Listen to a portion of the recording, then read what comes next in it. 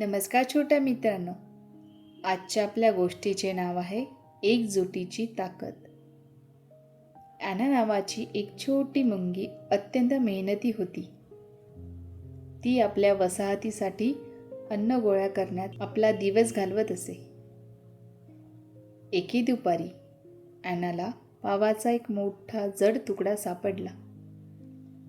आपली ताकद सिद्ध करण्याच्या निश्चयाने तिने तो पावाचा तुकडा एकट्यानेच ढकलण्याचा प्रयत्न केला. तिने खूप धडपड केली आणि पूर्ण ताकदीने पावाचा तुकडा ढकलला, पण पाव जेमतेमच हलला. वसाहतीतील एका मुंगीने तिची ही धडपड आणि थकवा पाहिला.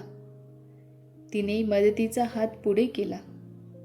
सुरुवातीला ॲनाने अभिमानापोटी नकार दिला, कारण तिला ते काम एकट्यानेच करायचे होते. पण ती एकटी तो हलवू शकली नाही. अखेरीस ॲनाने तिची मदत स्वीकारली.